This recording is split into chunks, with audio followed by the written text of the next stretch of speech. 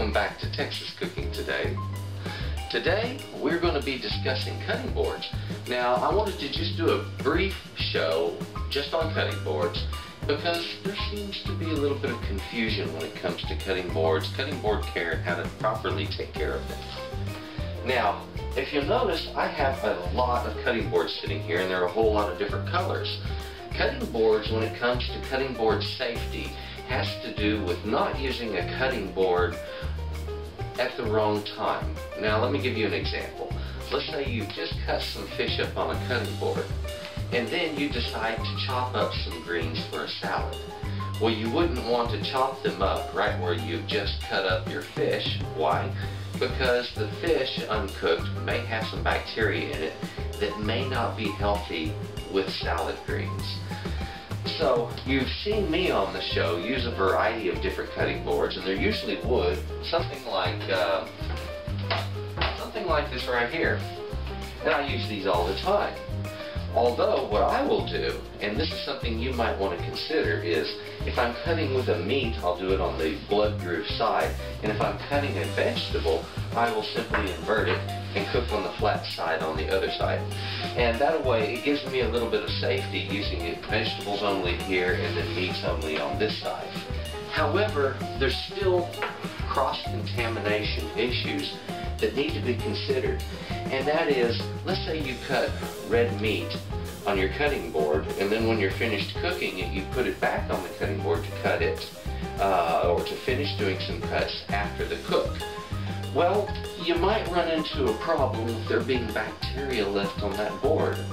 So what I decided to do was to show you how it's done in a professional and commercial kitchen, and that is through a color coding system.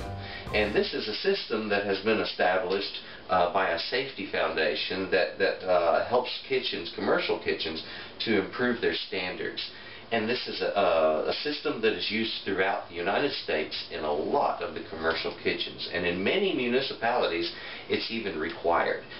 Let me explain what's going on here. The green cutting boards are for cutting fruits and vegetables only. The red is for cutting red meats only, like pork and beef. Blue for cutting fish only. The yellow for cutting poultry only, like whether it's a turkey or a chicken, hey, you put it on that. And the brown is for cooked meats. Whether they be any of the three of these, after they're cooked, they all go on to brown. Okay? And then the white boards are for dairy and for bakery. Okay? So if you're going to be slicing up biscuits, you would do it on this. Or if you're going to be cutting cheeses, you'll do it on the white board. This way you have a cross-contamination system where you don't have to worry about the possibility of something that you're cutting on the whiteboard, like cheeses, being cross-contaminated by fish or poultry or pork or whatever having been cut on it before, because they're being cut on these boards. So you might want to consider, if you're not going to do a color coding system, at least do a variety of cutting boards in your kitchen, so that one cutting board is for one purpose and another cutting board for another. If you're going to do this, you're going to protect yourself. You're protecting yourself at home from bacteria and from dangerous diseases.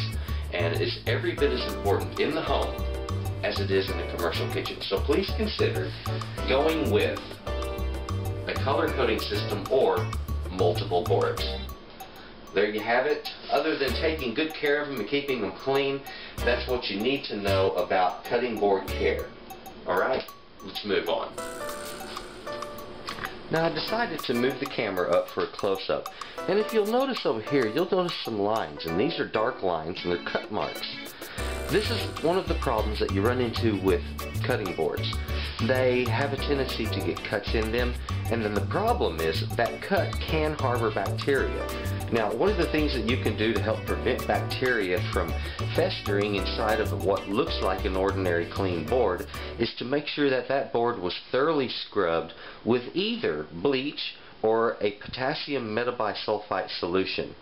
Now, if you do not have access to potassium metabisulfite, and you can get that through any brewer's shop where they sell products for brewing alcohol, if you cannot get that product, then just go with the bleach and go with a strong solution of it, bleach and water, and then wash those boards off really good. And that way you know that anything that might be caught down in these cracks and cuts is going to not bother you. It's going to be killed off. The other thing you can do, and it is a really smart thing to do, if you have wooden cutting board like this, to take this cutting board out with a sanding device, you know, like a palm sander or something like that, an electric sander, and sand it down really good. And I recommend first starting with about a 110 grit sandpaper and then switching to a 220 or a little finer. And that way you'll get a nice smooth finish when you're done, and at the same time you're going to be making your board safe for you. So do yourself a favor, make sure that you use good sanitary techniques with your boards, okay? Keep them clean, keep them sanitary, because I'll tell you what, if you've ever had a case of salmonella or a giardia or something like that, then you would already know how bad food poisoning is. And I'll tell you what, if you haven't had it, then you certainly don't want to experience it. Please keep these cutting boards clean. All it takes is cutting some vegetables on it one day and not cleaning it. The next day you're cutting some meat on it, and then suddenly you're sick. Okay, so be very, very careful. Cutting board care 101, there you go. Keep your cutting boards taken care of. We do have one last lesson when it comes to cutting board care, and that would be the product known as mineral oil. When you are taking care of your cutting boards, if they're a wood cutting board, after you're finished sanding it, it's going to look dull and hazy, and you're going to want to revitalize the appearance of it. Do not use cooking oil to do that. If cooking oil such as olive oil, peanut oil, canola oil, vegetable oil, or any of those soaks down into wood, over a period of time it becomes rancid, and then suddenly your cutting board no longer smells like clean wood, but rather like something that shouldn't be there. So do not use something that you cook with, because cooking oils over time do turn bad. Now, one oil that will not turn bad is mineral oil, and this is commonly used as a laxative, and that's where you purchase it, is in the store, whether it be with a drugstore or in a grocery store, over where you would purchase other items that would be for laxative purposes. You'll find this right with it. And the mineral oil, you just pour it on there, rub it out, give it some time to soak in, and then after about 10 or 15 minutes, wipe up any excess with some paper towels, and then let it finish drying. Your cutting board will come out wonderful. It'll look beautiful, and it will be taken care of and preserved for a long time because you used the appropriate oil. Well, that takes us to the end of our story on cutting board care. It was pretty simple. Just remember, taking good care of your cutting boards is like taking care of your health. It helps with safety in the kitchen when it comes to being healthy. Okay? And remember, when you're buying cutting boards, the wooden boards are kind of expensive, but they can be sanded out. Where the plastic boards, as they get cut up and chopped up, you're just going to have to throw those away and replace them. Both of them have their advantages, but please consider multiple boards so you can be safe. Thank you for watching Texas Cooking Today. And please subscribe to Texas Cooking Today. Y'all have a good day.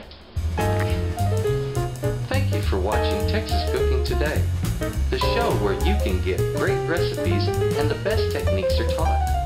Please subscribe to Texas Cooking Today, where you will always find something hot and ready to eat.